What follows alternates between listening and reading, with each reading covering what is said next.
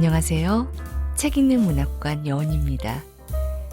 세계의 아이콘 마릴린 먼로가 핑크색 드레스를 입고 다이아몬드는 여성의 가장 친한 친구라며 노래를 부르는 장면을 기억하실까요? 영화 신사는 금발을 좋아해를 대표하는 명장면이죠. 오늘 소개해드릴 작품은 로렐라이의 일기입니다. 이 책은 마릴린 먼로의 귀엽고 요염하면서도 엉뚱한 매력으로 그녀를 스타가 되게 한 영화 신사는 금발을 좋아해의 원작 소설입니다. 원제는 영화와 동명 소설인데 로렐라이의 일기로 제목을 바꿔서 출간했다고 하네요. 전 어릴 적 이 영화를 너무 재미있게 보고 또 마릴린 먼로의 미모에 한창 빠졌었던 적이 있었는데요. 그래서인지 원작이라는 이유만으로도 처음부터 기대가 되고 궁금해지는 그런 책이었습니다. 돈과 다이아몬드를 좋아하는 주인공 로렐라이. 그녀는 지적인 여성은 아니지만 매력이 넘치는 금발의 미녀입니다. 그녀가 상류사회의 신사들과 만나면서 생긴 돈과 사랑에 관한 이야기들이 일기 형식으로 쓰여져 있는데요. 모든 일은 늘 좋은 방향으로 돌아간다라는 좌우명으로 살아가는 로렐라이. 순진하고 미숙하지만 가식 없는 솔직함과 의도되지 않은 순수함. 그렇기 때문에 대책 없이 사랑스럽고 매력적인 그녀에게 속수무책으로 빠져들게 되지요. 전혀 그렇지 못하면서도 똑똑해 보이고 싶어하는 그녀의 문체가 웃기기도 하고요. 영화와 함께 비교해가며 읽는 재미도 있는 그런 작품이었습니다. 오늘 제가 읽어드릴 부분은 챕터 1, 신사는 금발을 좋아해의 앞부분입니다.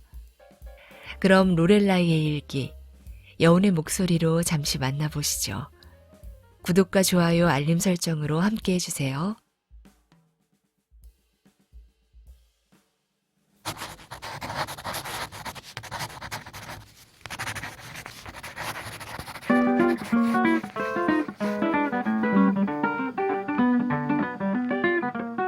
로렐라이의 일기, 아니타 루스 지음, 심혜경 옮김, 발행 IC북스. 챕터 1, 신사는 금발을 좋아해. 3월 16일. 어제 리치 호텔에서 연인과 저녁을 먹고 있을 때였다. 그는 내가 연필을 쥐고 종이에 내 생각을 다 써넣으면 책이 나올 거라고 했다. 그의 말에 웃음이 나오려는 걸 가까스로 참았다. 정말 그걸 책으로 만든다면 온전히 백과사전 한 세트가 될 테니까. 무슨 말인가 하면 나는 늘 생각을 한다는 거다. 가끔은 내가 몇 시간씩 가만히 앉아서 아무것도 안 하는 것 같지만 사실은 사색을 하고 있다. 생각하기는 내가 가장 좋아하는 취미생활인 것이다. 그는 앞의 말에 이어 명석한 두뇌를 가진 여성이라면 생각하는 것에서 더 나아가 다른 것을 해야 한다는 말을 덧붙였다. 그리고 자신은 상원 의원이어서 워싱턴 DC에서 상당히 많은 사람들과 시간을 보내기 때문에 그들의 생각을 잘 알아야 한다고 했다. 두뇌가 명석한 사람들과 계약을 할 때는 언제나 더 주의를 기울였다고도 했다. 따라서 명석하지 않게 보였을 나는 그를 다시 만날 기회를 모두 날려버린 듯 싶었는데 그가 오늘 아침에 책을 한 권 보내왔다. 가정부 룰루가 책을 들고 오는 걸 보고 나는 이렇게 말했다. 어머, 룰루, 새로운 책이 또 왔네? 지금 읽고 있는 책도 아직 절반밖에 못 읽었는데. 그런데 책을 펼쳐보니 처음부터 끝까지 백지였다. 그때야 비로소 어제 그가 했던 말이 떠오르면서 그것이 일기장이라는 사실을 깨달았다. 그래서 지금 나는 책을 읽는 대신에 책을 쓰는 중이다. 그런데 오늘은 3월 16일이다. 새해 첫날부터 시작하기에는 이미 한참 지났지만 1월과 2월 내내 뉴욕에서 거의 살다시피 했던 나의 데이트 상대인 아이스만 씨에게는 별로 문제가 될 것 같지 않다. 아이스만 씨가 뉴욕에 있을 때는 어제나 오늘이나 그날이 그날 같았으니까. 내가 지금 이야기하고 있는 거스 아이스만 씨는 시카고에서 단추 도매업을 하고 있다. 시카고에서는 버튼 킹으로 널리 알려진 인물이다. 그리고 그는 나를 교육시키는 데 관심을 기울이고 있어서 내 두뇌가 지난번보다 얼마나 더 좋아졌는지 확인하러 수시로 뉴욕에 온다. 하지만 아이스만 씨가 뉴욕에 있을 때 우리는 항상 똑같은 일을 하는 것 같다. 그래서 만약 어느 하루의 일기를 적는다 해도 내가 할 일이라고는 다른 날들의 일기 내용을 끌어오기만 하면 된다. 언제나 리츠 호텔의 레스토랑 콜로니에서 저녁을 먹고 공연을 보러 트로카데로에 간 다음에 아이스만 씨가 나를 아파트까지 바래다 준다는 이야기. 물론 나의 교육에 관심을 기울이는 남자답게 나의 아파트에서 상당히 늦게까지 머물며 그날의 주제에 대해 이야기하기를 즐긴다. 그러기 때문에 나는 다음날 녹초가 되어 콜로니에서의 저녁 식사에 가기 위해 옷을 차려입을 때가 되기 전에는 거의 일어나지 않는다. 내가 여류 작가로 변신하게 된다면 너무 낯설게 느껴질 것 같다. 아칸소주 리틀록 근처에 사는 우리 집 식구들은 내가 음악과 관련한 일을 하게 되길 바랬다. 내 친구들이 하나같이 내게 재능이 있다며 연습이 끝난 후에도 남아서 연습하라고 나를 쫓아다니면서 붙잡았기 때문이다. 하지만 어떤 식으로든 나는 연습에 그다지 관심을 보이지 않았던 것 같다. 고작 취업 스펙을 쌓겠다고 한자리에서 몇 시간씩 진득하게 연습할 수는 없었다. 그러다 신경이 아주 예민해진 어느 날 나는 손때 묻은 만돌린을 방구석에 던져버리고는 그 뒤로 정말 한 번도 손대지 않았다. 연습은 내 안에 온갖 예민한 기질을 다 끄집어내는 것 같아서 신경을 더욱 곤두서게 만들기 때문이다. 글쓰기는 악기와 달리 반드시 배우거나 연습을 하지 않아도 된다. 지금 문득 내가 2페이지에 걸쳐 3월 18일까지의 분량을 말끔하게 썼다는 걸 깨닫게 되자 저절로 입가에 미소가 걸린다. 이 정도면 오늘과 내일치 글쓰기는 해결되겠군. 그리고 이 글은 내가 글쓰기를 시작할 때 얼마나 예민한 상태였는지를 여실히 보여준다.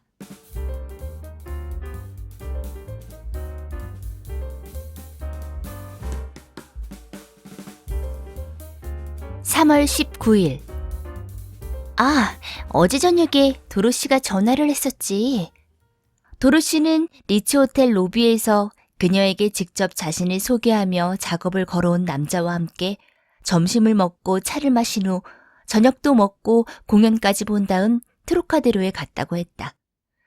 그 남자의 이름은 쿡슬레이 경이지만 도로시는 그냥 쿠쿠라고 부른단다. 그리고 도로시는 오늘 밤에 쿠쿠를 데리고 나와 함께 폴리스 공연에 가고 싶으니 거스가 뉴욕에 있다면 더블 데이트를 하는 게 어떠냐고 물었다. 그래서 도로시와 나는 살짝 말다툼을 했다. 왜냐하면 도로시는 아이스만 씨에 대한 이야기가 나올 때마다 그를 이름으로 부르기 때문이다. 나를 교육시키느라 아주 많은 돈을 들이는 아이스만 씨처럼 중요한 신사를 이름으로 부르는 건 정말 존경심이 없는 행동으로 보인다는 걸 도로시는 깨닫지 못하는 것 같다. 그래서 나는 아이스만 씨를 이름으로 부르는 건 생각도 하지 않으며 어쨌든 그를 뭐라고라도 부르고 싶을 때는 데디라고 부르지만 다른 사람들이 있는 곳에서는 데디라고 부르는 것조차 삼가한다. 나는 도로시에게 아이스만 씨는 모레까지 뉴욕에 없을 거라고 대답했다. 그리고 도로시와 쿠쿠가 와서 우리는 폴리스 공연에 갔다. 오늘 아침에는 쿠쿠가 전화해서 나랑 리츠 호텔에서 점심 식사를 하고 싶다고 했다. 외국인 남자들은 진짜 얼굴이 두꺼운 것 같다. 쿠쿠는 영국인인데다가 귀족이므로 자신이 리츠 호텔에서 점심을 먹자고 하기만 하면 여자들이 그에게 몇 시간을 투자할 수 있다고 생각하기 때문이다. 기껏 한다는 이야기도 티베트에 갔을 때의 어떤 전시회에 대한 것뿐이었고 한참 동안 이야기를 나눈 후에 내가 알게 된 건 고작 거기에 중국인들이 대단히 많이 등장한다는 것이었다. 그래서 아이스만 씨가 뉴욕에 오면 아주 반가울 것 같다. 그는 언제나 무척 재미있는 이야깃거리를 가지고 있으니까. 지난번 잠깐 여기 왔을 때는 내게 아주 예쁜 에메랄드 팔찌를 선물했다. 게다가 그는 기념일마다 언제나 예상치 못한 선물을 가져와서 나를 정말 기쁘게 해주곤 하는데 다음 주는 내 생일이다. 원래 오늘은 도로시와 리치에서 점심을 먹을 생각이었지만 쿠쿠 때문에 나의 계획을 접어야 했다. 뉴욕 출장 중인 오빠가 유행성 이하선염에 걸려서 도저히 혼자 내버려둘 수 없어 리치에서의 점심 식사를 함께할 수 없다고 둘러댔는데 오늘 리치 호텔에 간다면 당연히 쿠쿠와 마주치지 않겠는가. 이럴 때 나의 창의력과 순발력에 저절로 흐뭇한 미소를 짓게 된다. 내게는 오빠도 남동생도 없으며 몇 년 동안 유행성 이하선염에 대해서는 생각해 본 적도 없었으니까. 그러니 이런 내가 글을 쓴다는 건 그리 놀랄 일도 아니다. 내가 리치 호텔에서 점심을 먹으려고 했던 까닭은 채플린 씨가 리치 호텔에 투숙하고 있고 나는 언제나 옛 지인들과의 인연을 새롭게 이어가는 걸 좋아하기 때문이다. 채플린 씨와는 딱 한 번 만난 적이 있다. 우리가 할리우드에 있는 같은 스튜디오에서 일할 때였다. 채플린 씨도 나를 기억할 거라고 믿어 의심치 않는다. 남자들은 금발의 미녀라면 언제까지라도 기억하니까. 내가 여류 작가가 되는 것 외에 원하는 또 하나의 유일한 직업은 영화 배우이다. 아이스만 씨가 내게 그 일을 포기하라고 했을 때 나는 영화계에서 제법 잘 나가고 있었다. 하지만 아이스만 씨 같은 신사가 나를 교육하는 일에 선의의 관심을 보였기에 나는 그에게 감사의 뜻으로 성의를 보이고 싶었다. 그리고 아이스만 씨의 어머니가 엄격하신 분이어서 그런지 그는 여성이 영화계에 있는 것을 반대하는 입장이다.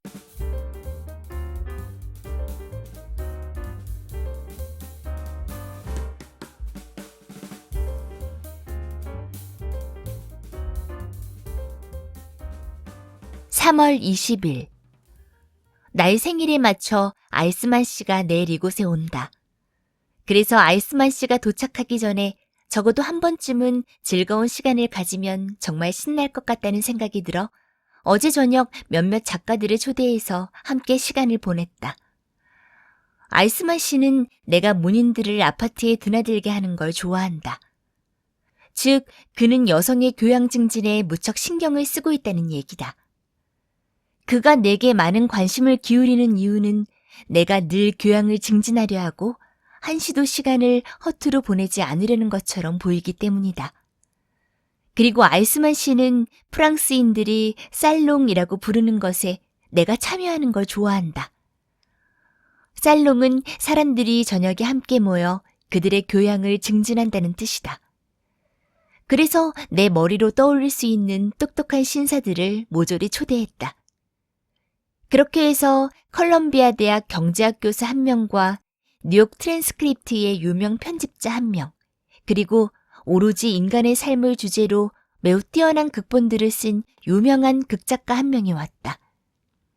그 작가는 사람들이 이름을 들으면 모두 알만한 작가인데 가까운 지인끼리는 그를 샘이라고만 부르기 때문에 그의 이름을 기억하려면 언제나 가물가물하다.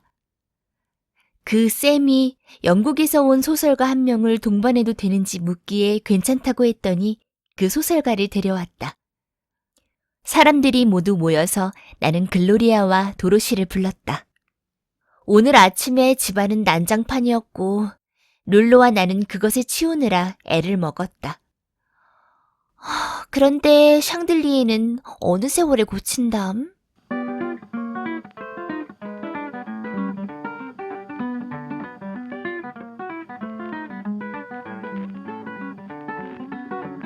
(3월 22일) 나의 생일이 왔다 갔지만 그날 나는 진짜 우울했다. 왜냐하면 거스 아이스만 씨처럼 여성을 교육하는 데 지극정성의 관심을 가진 신사라면 그 여성을 뉴욕에서 가장 커다란 스퀘어 컷 다이아몬드의 소유자로 만들고 싶어 할 줄 알았는데 그게 아니었던 거다. 너무 작아서 눈에 잘 띄지도 않는 다이아몬드를 가지고 그가 나의 아파트를 방문했을 때 내가 정말로 엄청 실망했었다는 얘기는 꼭 하고 싶다. 그래서 나는 그에게 선물이 아주 귀엽기는 한데 두통이 심해서 종일 어두운 방에 박혀 있는 게 좋을 것 같고 아마 내일쯤이나 그를 만날 수 있을 거라고 말했다. 룰루가 보기에도 너무 작다고 생각했던지 만약 자기가 나라면 정말로 똑부러지게 행동했을 거라며 박수 칠 때 떠나라 라는 옛말이 틀린 적이 한 번도 없다고 말했다. 그런데 아이스만 씨가 오후에 너무나도 아름다운 스퀘어 컷의 다이아몬드 팔찌를 들고 와서 기분이 훨씬 나아졌다. 그래서 그가 뉴욕에 올 때면 늘 하던 대로 리츠 호텔의 콜로니에서 저녁을 먹고 트로카데로에서 공연을 봤다. 하지만 자신이 내게 준 생일 선물이 얼마나 약소했는지 아이스만 씨도 알고 있었다는 사실은 짚고 넘어가야겠다. 그는 줄곧 장사가 얼마나 안 되는지에 대한 이야기와 단초업계에는 말썽만 일으키는 볼셰비키 천지라는 이야기만 하고 있었으니까. 아이스만 씨는 정말로 미국의 볼셰비키들이 득세하는 시기가 임박한 것으로 느끼고 있어서 나도 무척 걱정이 된다. 볼셰비키의 시대가 도래한다면 그들을 다룰 수 있는 유일한 사람은 미국 영화예술의 아버지라 할 수 있는 데이비드 와크 그리피스 감독일 것이다. 나는 그리피스가 인톨러런스를 연출하던 때를 결코 잊지 못할 것 같다. 아이스만 씨로 인해 내가 경력단절 여성이 되기 직전에 마지막으로 출연한 작품이 바로 그 영화였기 때문이다. 그때 나는 남성들이 모두 탑에서 떨어져 죽는 전투 장면에서 기절하는 여성들 가운데 한 명을 연기하고 있었다. 그리고 그리피스가 인톨러런스에서 그 모든 폭도들을 상대하는 방법을 보면서 나는 그가 무엇이든 할 수 있다는 것을 깨달았다. 그래서 나는 볼셰비키들이 날뛰기 시작하면 정말로 미국 정부는 그리피스 감독에게 모든 대책을 마련하도록 부탁해야 한다고 생각한다. 참, 우리가 샘이라고 부르는 유명한 극작가가 데려왔던 소설을 쓰는 영국 신사는 내가 문학소녀라는 걸 알자마자 내게 무척 관심을 보였는데 그 이야기를 까먹을 뻔했다. 그가 매일 내게 전화를 걸어와서 그와 함께 2차례나 차를 마셨다. 그랬더니 그는 콘레드라는 신사가 쓴 작품 전집 한 세트를 내 생일 선물로 보내주었다. 그 책들은 대강 훑어볼 시간밖에 없었는데 죄다 바다 여행에 관한 책인 것 같았다. 나는 여성이 증기선이나 아니면 요트에라도 타고 있을 때야말로 더욱 건강해 보인다고 항상 얘기하던 터에 크리스티 씨를 위해 맥그레스가 쓴 바다 여행을 다룬 소설의 표지 모델로 포즈를 취했던 뒤로 줄곧 바다 여행에 대한 소설들을 좋아했다. 그건 그렇고 그 영국 소설가의 이름은 제럴드 램슨인데 그의 소설을 읽어본 사람들은 알고 있을 것이다. 그는 자신이 쓴 소설 몇 권도 나에게 보내주었다. 등장인물들은 모두 런던 교회에 살며 자전거를 타고 다닐 것처럼 보이는 중년의 영국 신사들인데 미국과 매우 다르게 보여서 플로리다주의 팜비치를 제외하고는 이런 곳이 없지 싶다. 나는 램슨 씨에게 나의 생각들을 어떻게 적어놓는지 말해주었다. 그는 나를 처음 본 순간부터 내게 뭔가 대단한 게 있다는 사실을 알았다고 했다. 우리 2사람이 서로를 더 잘 알게 되면 그에게 내 일기장을 읽으라고 할 것이다. 심지어 나는 아이스만 씨에게도 램슨에 대한 이야기를 했다. 아이스만 씨는 아주 기뻐했다. 당연한 이야기지만 램슨 씨는 매우 유명한 인물이기 때문이다. 아이스만 씨는 열차를 타고 오갈 때 그의 소설을 다 읽은 모양이다. 게다가 아이스만 씨는 늘 유명인사를 만나고 그들을 토요일 저녁에 리츠 호텔로 데려가 만찬을 대접하고 싶어 한다. 물론 나는 아이스만 씨에게 사실은 내가 램슨 씨에게 좀 많이 반했다는 이야기는 하지 않았다. 나는 실제로 내 감정이 그렇다고 믿고 있지만 아이스만 씨는 램슨 씨에 대한 나의 관심이 좀 더 문학적인 측면에서의 관심일 거라고 생각하고 있다.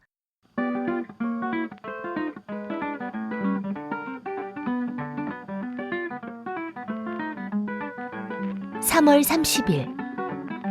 아이스만 씨가 마침내 20세기 철도 회사의 열차를 타고 시카고로 떠났다. 그리고 나는 지금 기진맥진해서 약간의 휴식을 취하는 것만으로도 감지덕지할 지경이다. 춤을 추느라 그런 거라면 매일 밤 늦게까지 밖에 있어도 상관없지만 아이스만 씨는 사실 그렇게 춤을 잘 추는 사람이 아니어서 대부분의 시간에 우리는 그저 앉아서 샴페인을 마시거나 뭔가를 먹는다. 물론 나는 아이스만 씨와 함께 있을 때는 다른 사람과 춤을 추지 않는다. 램슨 씨는 내가 그를 게리라고 부르길 원한다. 아이스만 씨와 게리는 어느덧 꽤 사이좋은 친구가 되었고 우리 셋은 저녁 시간을 몇 번 함께 보냈다. 그런데 이제 아이스만 씨가 드디어 뉴욕을 떠나서 게리와 나는 오늘 밤 둘이서 외출하기로 했다. 게리는 나더러 옷을 화려하게 차려입지 말라고 했다. 게리는 나의 외모보다는 나의 영혼을 더 좋아하기 때문이다.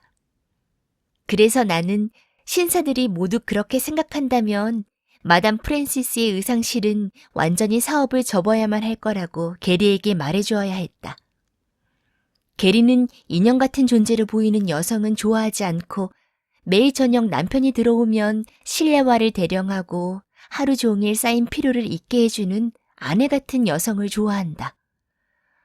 그런데 아이스만 씨는 시카고로 떠나면서 올 여름에는 파리로 출장을 갈 거라는 이야기를 남겼다. 그는 여행만큼 교육적인 건 없다고 말했으므로 내게 선물로 파리 여행을 시켜줄 생각인 것 같다. 지난 봄 도로시가 외국을 다녀온 일이 그녀에게 많은 도움이 되었다는 것과 파리에서 어떻게 목마가 아니라 나무 돼지로 된 회전 목마를 타게 되었는지에 대한 얘기는 아무리 들어도 실증이 나지 않는다. 물론 내가 파리에 가게 되면 당연히 게리와 헤어져 있어야 하는데 게리와는 앞으로 서로 떨어지지 않기로 했기 때문에 내가 여행을 가게 되면 설렐지 어떨지 정말 모르겠다.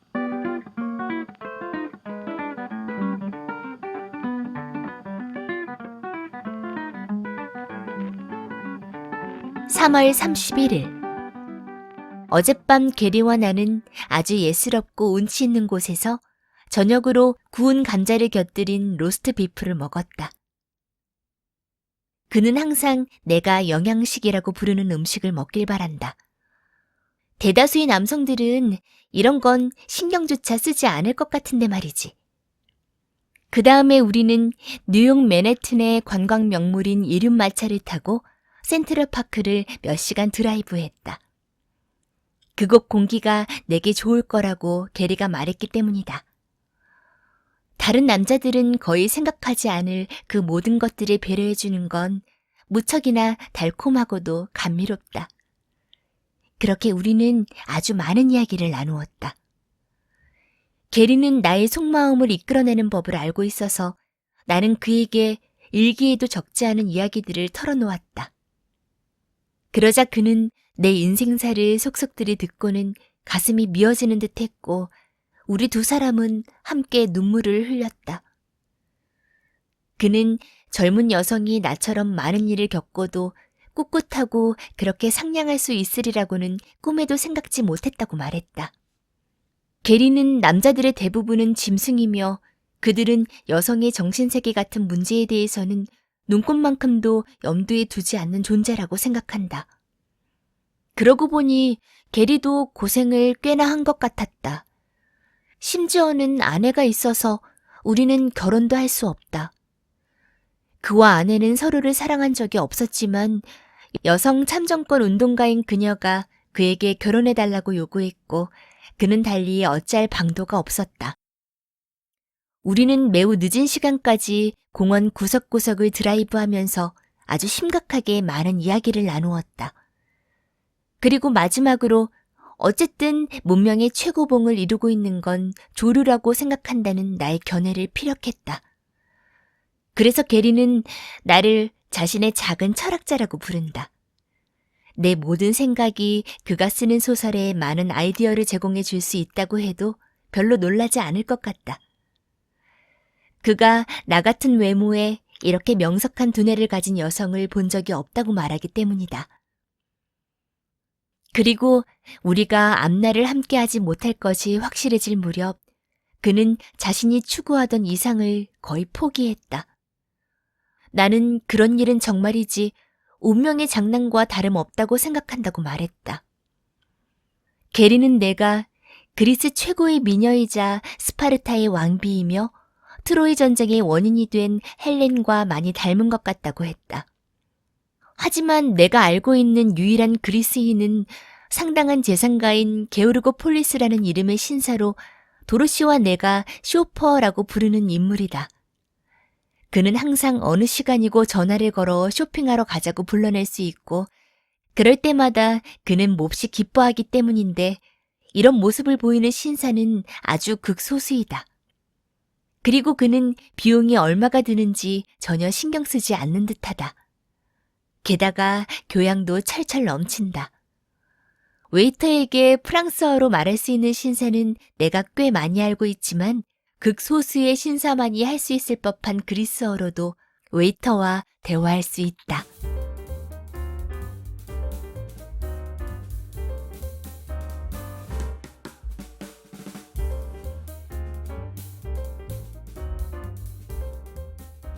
(4월 1일) 이제부터 일기를 쓰는데 특별히 공을 들이려고 한다. 나는 정말 게리를 위해 일기를 쓰고 있고 어느 날 저녁 벽난로 앞에서 게리와 함께 그것을 읽을 거니까. 그런데 게리는 보스턴에서 그의 작품 전반에 대해 강의를 해야 하기 때문에 오늘 저녁에 그곳으로 떠난다. 하지만 그는 가능한 한 빨리 돌아올 것이다.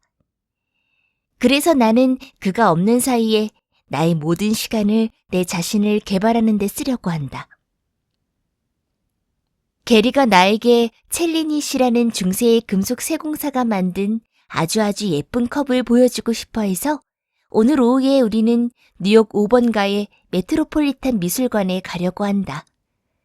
그리고 그는 자신이 보스턴에 있는 동안 내가 아주 멋진 책인 첼리니의 자서전을 읽으며 무료하지 않게 시간을 보내길 바란다. 오늘 아침에 우리가 쌤이라고 부르는 유명한 극작가한테서 전화가 왔다. 오늘 밤 작가 사교 모임에 당신이 참가했으면 좋겠어요. 그와 몇몇 다른 작가들이 할렘의 가수인 플로렌스 밀스를 위해 준비한 파티였다. 하지만 게리는 내가 쌤과 어울리는 걸 별로 좋아하지 않는다. 쌤이 항상 위험한 이야기만 고집스럽게 늘어놓기 때문이다. 나로 말하자면 매우 이해심이 많고 위험한 이야기를 할지라도 진짜 재미있기만 하면 괜찮다고 늘 말해왔다. 즉 나는 유머 감각이 뛰어나다는 말이다.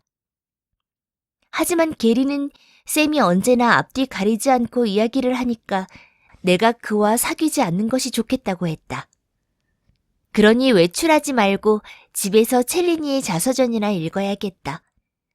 어쨌든 내가 정말로 관심을 가져야 하는 건 나의 교양을 쌓는 일이므로 나는 게리가 보스턴에 가 있는 동안 내 교양을 쌓는 일 외에는 아무것도 하지 않을 거다. 그래서 내일 유럽에서 귀국하는 윌리 그윈이 보낸 전보 한 통을 좀 전에 받았지만 그를 만날까 말까 하는 문제도 고민할 필요조차 없다. 그는 다정한 남자이기는 하지만 결코 성공하지 못했다. 게리와 같은 신사를 만났으니 앞으로는 윌리와 같은 사람에게 시간을 허비하지 않을 것이다.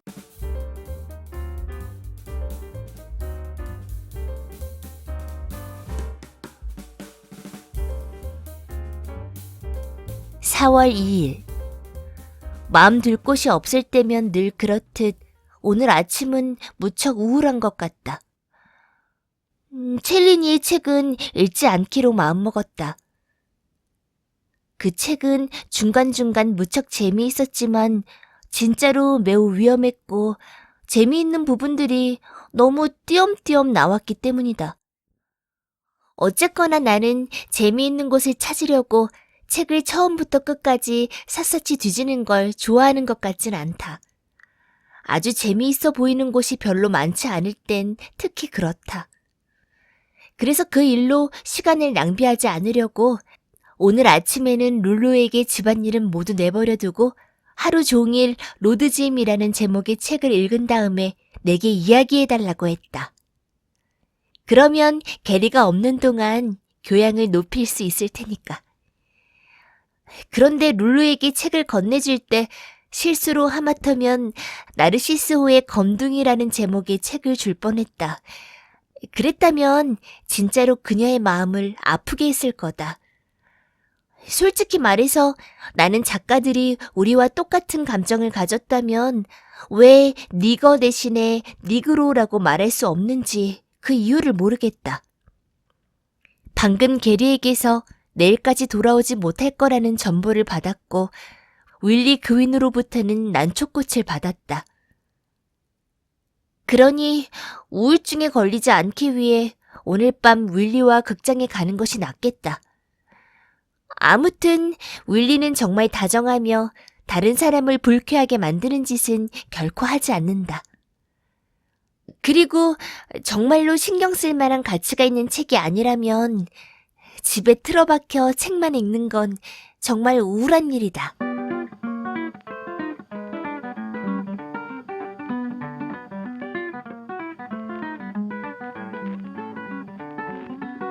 (4월 3일) 오늘 아침에는 정말 얼마나 우울했던지 심지어는 아이스만 씨로부터 받은 편지 한 통만으로도 기쁠 지경이었다. 간밤에 윌리 그윈이 폴리스 공연에 나를 데려가려고 왔었다. 하지만 그가 너무 취하는 바람에 나는 어쩔 수 없이 그가 속해 있는 사교클럽인 라켓클럽에 택시를 보내달라고 전화해서 그를 태워 집에 보냈다. 그러고 나니 9시였다. 룰루와 단 둘이 집에서 할 일도 없고 해서 게리와 통화하려고 보스턴에 전화를 걸었지만 통화가 되지 않았다. 룰루가 나한테 마작하는 법을 가르쳐 주느라 애를 썼지만 너무 심란해서 집중이 잘 되지 않았다. 오늘은 마담 프랜시스 의상실에 가서 새 이브닝 드레스를 몇 벌 주문하면서 스스로를 위로해 주는 것이 좋을 것 같다. 룰루가 방금 게리에게서 온 전보를 가져왔다. 오늘 오후에 도착할 예정이라는데 그가 올 때마다 그를 만나기 위해 역으로 몰려드는 온갖 기자들 때문에 내가 그를 만나러 역으로 가는 건 안 된다. 하지만 그는 할 말이 있다며 곧바로 나를 보러 오겠단다.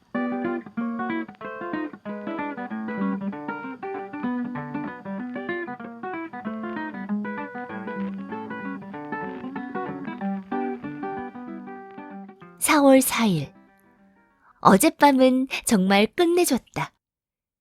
그러니까 게리가 미친 듯이 나를 사랑하는 것 같다는 말이다. 그는 보스턴의 여성 클럽들에서 강연하는 내내 보스턴에 있는 모든 클럽의 여성들 얼굴을 훑어보면서 내가 그렇게 예쁜 줄을 그때까지는 깨닫지 못했었다고 말했다. 그리고 그는 온 세상에 오직 한 사람밖에 없으며 그 사람이 바로 나라고 말했다. 하지만 게리는 아이스만 씨의 인품이 아주 형편없어서 그와의 관계에서 내게 득될 게 없다고 생각하는 것 같다. 솔직히 말해 나는 그 두 사람이 서로 아주 사이좋게 지내는 것 같아서 무척 놀랐는데 게리는 내가 다시는 아이스만 씨를 만나지 않았으면 하는 것 같다. 그는 내가 모든 것을 그만두고 프랑스어를 배우길 바란다. 또한 그는 이혼하고 나와 결혼하고 싶어 한다. 게리는 우리가 모두 뉴욕에서 연결되어 사는 방식을 좋아하지 않기 때문에 내가 아칸소지에 계시는 아빠 집으로 가기를 원한다. 그리고 내가 그곳에서 외롭지 않게 읽을 책들을 그가 보내주려고 한다. 그는 약혼 반지로 그의 숙부가 끼던 솔로몬 시대부터 전통을 잇는 단체인 프리메이슨의 반지를 내게 주었다. 자신의 아내에게도 절대 끼지 못하게 했던 반지였다. 그리고 오늘 오후에 게리의 지인 중 숙녀 한 분이 스스로 고안한 프랑스어 공부법으로 나를 가르치러 오기로 했다. 하지만 아무래도 나는 여전히 우울할 것 같다. 게리가 뉴욕 그리고 아이스만 씨에 대해 좋지 않게 말했던 이야기들이 머릿속에서 떠나지 않아 밤새 잠을 잘 수가 없었던 걸 보면 그렇다. 물론 내 주변을 맴도는 데이트 상대자들을 질투하는 게리를 이해할 수는 있다. 또한 아이스만 씨가 영화배우 루돌프 발렌티노처럼 멋지다는 생각도 결코 해본 적이 없다. 하지만 게리는 나처럼 매력적인 여성이 아이스만 씨와 친근하게 지내는 걸 떠올리면 역겨워진다고 했다. 그런저런 생각을 하니 진짜 무척 우울해진다. 게리는 말하기를 좋아하지만 나는 바쁠 때 너무 많은 이야기를 들으면 짜증이 나는 데다가 전혀 생각지도 않던 일이 생기면 머리가 지끈지끈해진다. 지적인 면에서 내게 뭔가 도움이 될 듯 싶은 남자들과 만나는 걸 게리가 꺼리지 않는다면 나와 영화 출연 계약을 맺고 싶어하는 골드마크 영화사의 에디 골드마크와 점심 식사를 하려고 한다. 골드마크 씨는 도르시에게 미친 듯 반해 있는 상태이고 도르시는 언제든 내가 영화계로 돌아가기를 원하고 있다. 내가 영화계로 간다고 해야 도로시도 가겠다고 말하는 걸 보면 알 수 있다.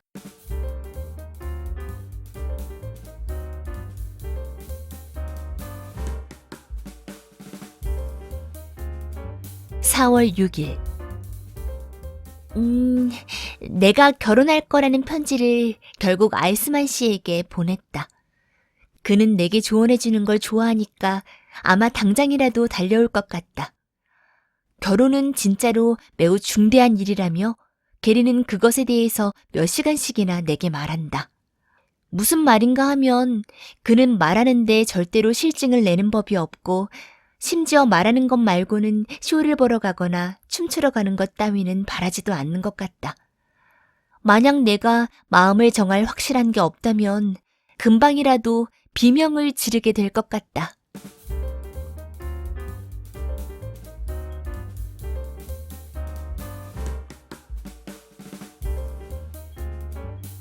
(4월 7일) 오늘 아침에 아이스만 씨가 도착했다. 그와 나는 아주 오랫동안 이야기를 나누었고 결국에는 그가 옳다는 생각이 들었다.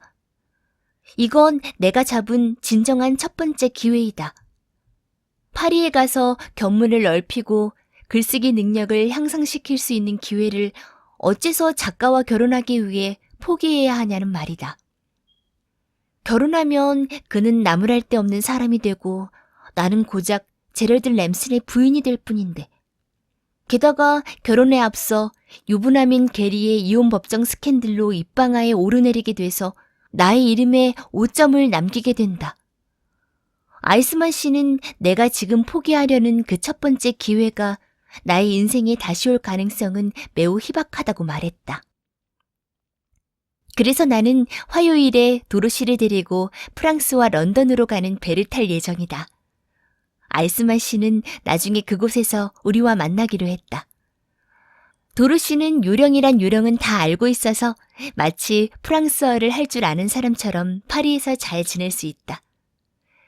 그뿐 아니라 도로시는 거기서 나고 자란 프랑스 신사를 아는데 그는 원어민처럼 말하며 손금 보듯 파리를 속속들이 알고 있다.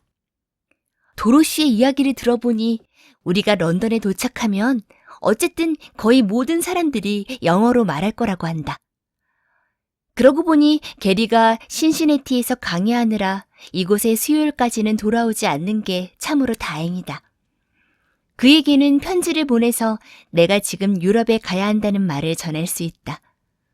하지만 나중에는 그를 다시 만나게 되겠지. 그땐 어쨌거나 나는 그의 우울한 대화를 들어주어야 하는 불쾌한 일을 더 이상 겪지 않아도 될 테다. 그리고 아이스만 씨는 내게 아주 멋진 진주 목걸이를, 도로시에게는 다이아몬드 핀을 선물했다. 우리는 다 함께 콜로니 식당에 가서 점심을 먹고 트로카데로 식당에서 공연을 보면서 저녁 식사를 했다. 우리는 모두 정말 즐거운 저녁 시간을 보냈다.